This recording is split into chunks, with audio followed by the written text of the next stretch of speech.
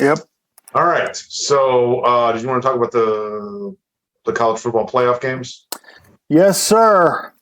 The travesty that is the semifinal games in the college football playoff. Yeah, another year of, pretty much blowout semifinal games. I think there have been 18 semifinal games now, and 17 of them have been blowouts, or won by at least 21.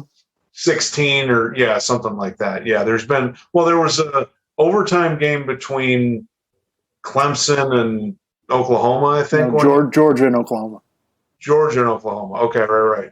And then there were, like Clemson and Bama had some good. Well, some of those were the final games. Yeah, that wasn't the semifinal games. And then there was when Ohio State won the national championship, they had a good game, good semifinal game against Alabama. But yeah, pretty much every other game has been a blowout. Yeah. So all right. So first, first off, the Cincinnati Alabama game. From watching it, I got to say, Cincinnati had half of a good game plan. I thought on defense, Cincinnati played it the right way. I thought that they kept guys in coverage. They tried to make Alabama run the ball, which worked. They only scored 27 points. If you hold Alabama to 27 points, that's pretty good. Now they probably would have had another touchdown if the game would have been close. I mean, they were basically just running out the clock at the end. But but their defense kept Cincinnati in the game for 3.5 quarters. Yeah. So, from that standpoint, I know that, there's going to be a contingent of people that are going to say that, Cincinnati's they shouldn't have been there. They're not in Alabama's class. And I mean, look, Cincinnati's offense didn't really show up. They really couldn't do anything. I'm not sure what the idea behind what they were doing was. I couldn't figure it out from watching the game. But I thought their defense did a hell of a job of just bend but don't break and give them a chance. If their offense had just done anything in the game, they would have had a chance. If they get one touchdown in the first half, Yeah. Now I don't think Cincinnati would have won. Right. Well, and then this is the thing that I think what people need to understand, the people who are always ripping the playoff and complaining about who gets ranked where and who gets in and all this stuff. There's a reason we give the benefit of the doubt to Alabama or the SEC team or Ohio State or something. There's a reason we do it, because typically year in and year out, they have better players than most of these other teams. Okay. I'm not trying to be unfair or something, but it's what do you, the ranking is subjective. So what do you want us to base it on? We're going to have to think of who's coaching the team? What have they done, recently? That's going to come into play. And typically what happens is these games are blowouts, and the two best teams end up in the national championship game. Yeah, I mean, Alabama dominated both lines of scrimmage. I mean, right, exactly. That's my point. That's still where the games are won, and that's typically what ends up happening. These teams come in and they just can't. Alabama has a bunch of 5-star recruits, a bunch of guys that are going to be in the NFL, and even if an NFL guy isn't in at a spot, you got somebody else there who's a 4-star recruit. So it's just very difficult for anybody else to compete with that. Yeah, they showed why they're Alabama, and I think that I thought that Alabama was very smart. They're just, all right, we're gonna if we're not gonna get a lot of guys in the box, we're just gonna run the ball, and they stayed with it. When a lot of teams might have come out. I think it's pretty unique for a college football team to come out against Georgia and, all right, we're not going to run the ball. We're going to throw the ball all over the place, and we're going to get rid of the ball quick and do all of that, and then completely flip it in the next game. I realize it was 3.5 weeks later, but there's college football teams don't do that. That may be the only team that's capable of completely changing their game plan like that in consecutive games. I just, right. I don't think Cincinnati certainly is not going to be able to do that. So yeah, credit to them.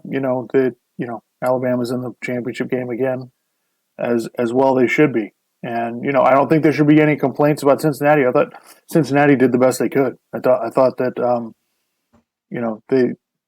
they played the right way. They kept themselves in the game. They didn't make gigantic mistakes. They just couldn't make any big plays or what they needed to kind of give them a shot at the game. Yeah, I think what happened is I think people overreacted to Georgia's game against Alabama. And so then someone like, oh, I think clearly Michigan's going to win. And I mean, that game started and basically they were, before you could blink an eye, Michigan was down 14-0. And I'm like, all right, I don't really see how the hell Michigan's going to get back into this game. Yeah, no, I'm glad you brought that up. So yeah, we'll move into Georgia, Michigan. I think that there was a bit of an overreaction to Alabama winning that game against Georgia, just like you said. I think from what the sense that I was getting from watching the sports shows and that kind of stuff is that Alabama just blew them out and Georgia had no chance in that game. That's not true. I watched which is not what happened. Alabama didn't score in the first or the third quarters. Yeah. They were down 10-0 after the first quarter. We're acting like Alabama just went out and blew the doors off Georgia, and they didn't. No, there were a few plays where that game kind of swung, and at the end of the game, Alabama had the game in hand. But no, it's not like it was that far off. If Stetson Bennett didn't throw some interceptions, then maybe the result would have been different. I don't know. Right. So I think it got, because the whole season was basically, well, Georgia, this is, it went too far the other way, where it was Georgia's, right. This might be the greatest defense ever. And then they lose to Alabama and suddenly, oh, well, who did they play? They're not any good. And that's like Danny Cannell was on Russillo's podcast. He's like, oh yeah, I'm going with Michigan. I think they're either going to cover the spread or they're just going to win outright. Okay. Yeah. So after watching the conference championship games, 3 weeks ago, my thought was, well, Michigan can't play the way Alabama just played. That's not how they're built. So Michigan's going to have to run the ball to be successful. And I thought Georgia's not going to let you run the ball. Well, once they got down 14-0, it's like, all right, well, you're running out of possessions. You can't just keep running the ball the way you would have originally wanted to. So at that point, it's like, I'm like, all right, you guys are in deep trouble. Like, I don't know how you're going to get out of this. So yeah, and you saw that Michigan up front is not what Alabama is. So, No, I mean, you basically this isn't always the case, but a lot of times when I see a team like Michigan or some of these other Big Ten teams, I look at them and then I look at the SEC team and I'm like, the Big Ten team looks smaller. Like, you guys might be just as fast, but you're smaller. And so that, I see that and I'm like, that kind of concerns me. But yeah, so, I think I was a little surprised that Georgia just kind of completely dominated Michigan. I thought it might be a little more competitive than that, but I thought Georgia was the better team, and they were a 7.5-point favorite for a reason. Right. And by the way, moving forward to the championship game, Georgia opened up as a favored by 2 points. So to me, I'm not saying professional bettors know everything, but to me, that says that the professional bettors don't totally buy into Alabama. They think that game against Georgia. I can see that because Bama's just been kind of there's a level that we kind of expect Bama to hit, and we haven't really seen them hit it. So I think that's what the concern is. Yeah, I mean, I think so. Moving forward to the championship game, I think Georgia definitely has a shot. I mean, I would probably, if you put a gun to my head, I would probably pick Alabama, but I think if I'm Georgia and I just saw what Cincinnati did, yeah, I might be doing something pretty similar. Like, if I'm Georgia, I try to get Alabama to run the football. I keep guys in coverage. I try to get them to run it because I feel like my defensive line can handle, the run better than any other team can. So I think Georgia has a real shot here. It's not very often you get the idea that you get to play. You play Alabama, then you get to go back and watch the film and kind of adjust. I think could help them. And we've got a little bit of time. We got about 10 days before that game, or 8 days, I guess. Yeah. So so we'll see. I think it could be a real interesting championship game, Yeah. regardless of what happened in the semifinals. Yeah, I mean, I took to like. I know people are going to be upset that these games keep being blowouts, and I mean, I guess if you expand the playoff, there's going to be more games. There's more possibilities of having closer games. To be honest, I'm more just concerned that they put the game on New Year's Eve. The first one started at 3:30 on a Friday when a lot of people are probably working. 3:30 is 12:30 on the West Coast. Like, what the hell are you doing? Yeah, I I don't talk about that on the last podcast, but it's just like that's a bigger like so there's nothing you can do about what the result of these games is going to be. You just hope that you get some compelling teams in there with teams that people give a crap about that they'll actually watch. But it just seems like you missed a massive opportunity. And then it's like on New Year's Day you have all these bowl games that, no offense, that don't matter. So it's like. Yeah, it's not very well done. They're losing. You're trying to get people to watch your biggest games, and you're losing, people that you could get to watch it. First of all, having it on New Year's Eve is just a bad idea. I'm like, who is making that decision? I don't understand. Right. Yeah, and maybe not even. It might even be better just don't have them on the same day. Have them have one day and one the next day and put them both at night, so you can grab the audience. But yeah, it's having it on New Year's Eve. It's a bad idea.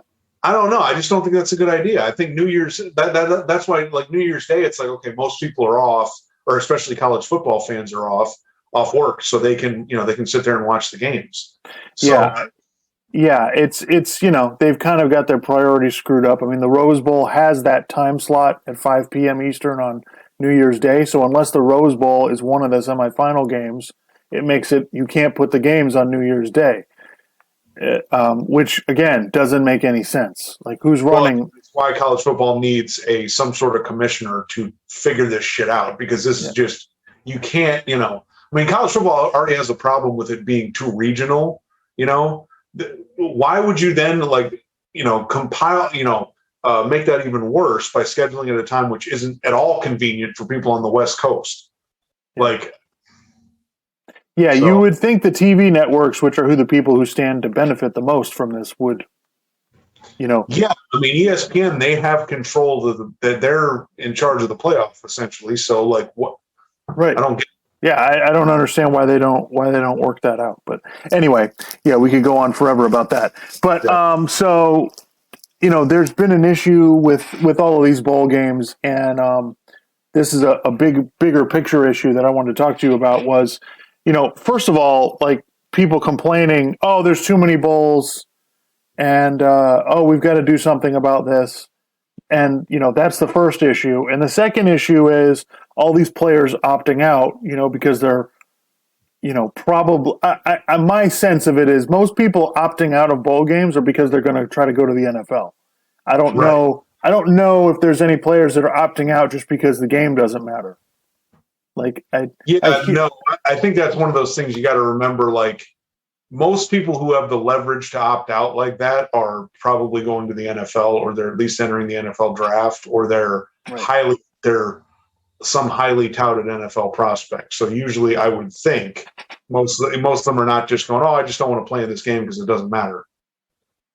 Because I don't think you have the most players. People need to remember most players do not have that level of clout on their teams. Yeah. So, first of all, as in reference to, how many bowl games there are, first of all, I really don't have a problem with the teams want to play. They want to reward the players for a season, and they want to go try to, they want to take a trip and go somewhere and play in a game. That's not a problem for me. I don't have any issue if they want to play the games. Now the problem, now you just have to keep in mind, nobody's going to watch the Pinstripe Bowl. I mean, you're just not going to get you're not going to get a huge TV audience for these games. When I'm not saying they're meaningless, but there's no greater meaning to winning the game. They're exhibition games, which is fine. but then you're going to get players, Kenny Pickett from Pittsburgh, Kenneth Walker from Michigan State, who are going to not play because I don't look. It's there. My whole thing is always it's your career. You do it the way you want to do it. Okay. If you don't want to play, that's perfectly fine. Especially like if you're going to go into the draft and you're probably going to be in the first or second round or something. You've played football all these years in a row to get to this point to be a professional football player and finally get paid for playing football. Why would you want to jeopardize that playing some exhibition game? That's right. Not. There's a potential that maybe it improves your draft stock some, maybe, I don't know, but it's just kind of like the risk reward seems like maybe there's more risk than reward. So it's your career. Do it however you want to do it. And if you play and you get hurt, well, that's a risk you took. I'm not going to necessarily say that you're an idiot for doing that. It's just, that's what you decided to do. It's your career. Do you think that expanding the playoff is going to help that problem? Players opting out? Yeah, because if it's a meaningful game where you got a shot to win the national championship, I think players are, the competitive nature of that kind of takes over and people are like, okay, I want to try to win the national championship. Yeah, but I mean, the thing is people are saying that's the solution, but even if they expanded the playoff to 12 teams, okay, so that's 8 more teams where the players won't opt out. Yeah, there's still a bunch of teams that aren't in it. Right. So there's 45 bowl games. So, I just think it's one of those things. I don't know that there's an answer to it, and I don't know that there needs to be an answer to it. I don't agree with the sentiment. I think that there's plenty of players, there's plenty of college football players that are, they're not going to be in contention for the national championship, and they just play all their games, and it's fine. It is what it is. It's fine, whatever. There's going to be some players that opt out. It just kind of is I don't know what the hell you're going to do about it. It just kind of is what it is now because, like I said, the players have more power than they had 20 or 30 years ago. So they can kind of say, no, I'm not playing in this game, and that's fine. It just kind of, it is what it is. Yeah. I don't think it's, I don't think it's ruining college football. I think there's people who make the argument that it's damaging the sport. I don't think it's damaging the sport at all. The games I watched, the stands were filled. There's plenty of people who care about this. So and as far as they're ruining the bowl games. Well, the Rose Bowl, Ohio State had their 2 best receivers didn't play because they're going to the NFL, and that game was unbelievable. Yeah. So I don't know, yes, I think some games can affect the product, but I think for the most part, college football is a pretty darn good product.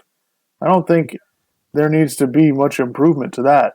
So there was a controversy that arose last night in the Sugar Bowl. Ole Miss was playing against Baylor, and the quarterback for Ole Miss, Matt Corral, is projected to be a first-round pick. He got injured in the first quarter of the game. It looked like somebody got rolled up on his ankle. So I don't know whether it's catastrophic or not, but that launched quite an argument by a bunch of people. That he shouldn't have played. See, this is why he shouldn't play. And so, and that got into an argument with the college football purists who think everybody should play. And, and then on earlier in the day, on College Game Day, Kirk Herbstreit and Desmond Howard, they were talking about why players don't play in bowl games and why they don't do that. And it's because, these guys don't love football. Like we did, basically, saying that guys just don't care about the game. To be honest, I actually think they have somewhat of a point. Because back in their time, I mean, yeah, it was just you played all your games and whatever. But now the players have more, I think they have more power and they have more say, and so they can decide to not play if they want to. And like I said, I'm perfectly fine whatever you do. Like people need to get it. Like I said, it's your career. Do it how you want to do it. If you want to play in the bowl game, go ahead and play. If you get hurt, know that that's a risk that you took, okay? And just, you accept the consequences. I don't understand. Like, other people can get upset about it, but it's like, dude, it's not your career. It's their career. So, yeah, to an extent, I think that may be true. because, like, it's kind of like, the All-Star game in baseball. Like, they used to really, really play hard in that, even before they, tied it up with who gets home field advantage in the World Series. Like, they used to really, really care about that. They used to kind of play hard with that. And it's just, well, it was a different time, back in the 30, 40 years ago. So, yeah, I mean, I can see what their point is, but my whole thing is, I don't think that there's one way to do it. It's like I said, it's your career. You do what you want to do. And like you said, it's not necessarily affecting the product with some players sitting out. And the other thing, how many players are we talking about? That's another point. Absolutely. Like, we're really going to, this isn't such a huge issue when we're talking about a handful of people who are doing this. It's not very many. So, I don't think it's not really as big an issue as it's being made out to be. Right. I just think, it's an interesting discussion. And, I think that, college football is changing. And, we need to embrace that a little bit. It's not going anywhere. These people who think college football is going to go somewhere, I got news. It's not going anywhere. No. And look, they're going to expand the playoff. USC could potentially become pretty good again. LSU could be, right back competing with Alabama. Georgia's still really good. Clemson had kind of a down year. They might be back. Like, it's not Miami. We'll see if they, kind of come back. But, like, yeah, it's not like college football stays absolutely the same. And what, you think Nick Saban's going to be coaching in Alabama in 15 years? Like, he's already in his 70s. Like, Yeah, so, I think it's in a great place. And, people I think they need to fix, but yeah, it's in a good place. People complaining there are too many bowl games. I mean, don't watch. If you don't like it, don't watch it. Most people don't watch. These bowl games don't get good TV ratings, so it's not like there's tons of people watching them. Like, it's fine. If I'm not interested in a game, I'm not going to watch it. And I don't feel like college football has a responsibility to make me care. If I care, I'll watch it. If I don't, I won't. Right. All right. So yeah, looking forward to the championship game. Hopefully it'll be something. Yeah.